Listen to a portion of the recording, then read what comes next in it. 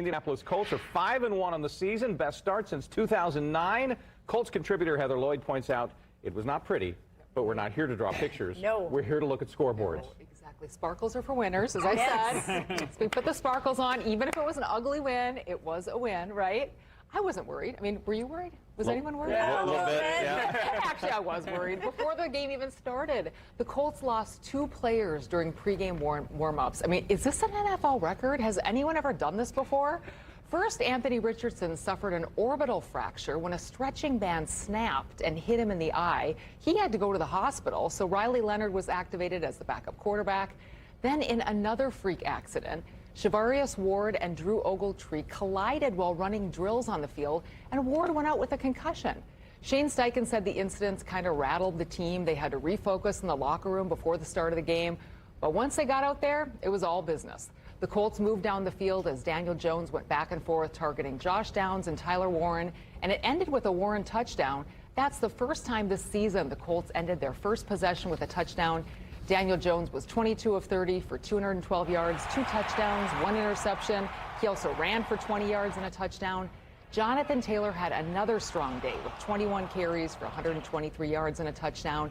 And it was great to see Alec Pierce back on Sunday with that deep ball threat. Daniel Jones and his wealth of offensive weapons are what pulled the Colts through. Through 6 games, the Colts have scored 194 points. That is the most in that span in the Indianapolis era, which includes teams quarterbacked by guys named Manning and Luck. So really impressive. They are still undefeated at home this year, 4-0. Good stuff. Wow. Really good stuff. So far, anyway. We'll talk about the bad stuff in a little bit here. Yeah. It was also pretty fun when they ruled out Kyler Murray and Jacoby Brissett back in. I was like, he's still in the league. Yeah. Good for him. Hey, that guy has made a really great living as a backup quarterback. So, and you know, what's the concern every time the Colts play a backup quarterback? There's a history of the Colts making backups look like Hall of Famers. Yep. And that's kind of what they did yesterday. Jacoby Brissett looked a little too comfortable back at Lucas Oil Stadium.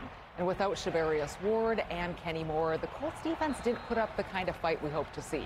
Brissett had very little pressure on him. He went 27 of 44 for 320 yards, 2 touchdowns, and an interception. Those numbers don't really even do him justice, though, because for most of the day, he was able to run and throw at will. It's been a revolving door all season for the Colts defense, but yesterday was by far their worst performance. The Colts cleared almost $4 million in cap space last week.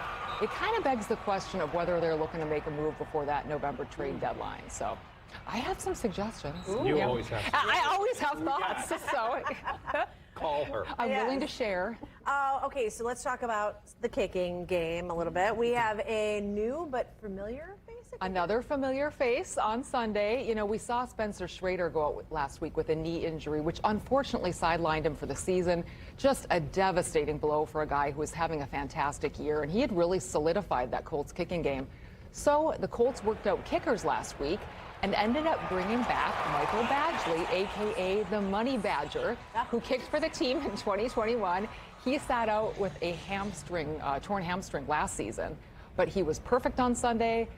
He had a 45-yard field goal, 4 extra points, just like he never left. So we're back in the saddle with the kicking game here. And we know how the kicking game can raise your blood pressure, so we'll hopefully. I mean, it's a trigger. Marcus, I wish Marcus was here today. Yeah, because Marcus and I have had a lot of talks about kicking. So hopefully there will be very little conversation. As we always say with special teams, you don't want to be talking about special teams. Right. So the Colts had some, sort of quirks of the schedule to help them. Jags lost, so they're not just on top of the division; they're top of the league right now. The conference, I should say, right really, I mean, as far as record goes, the Colts are leading the NFL.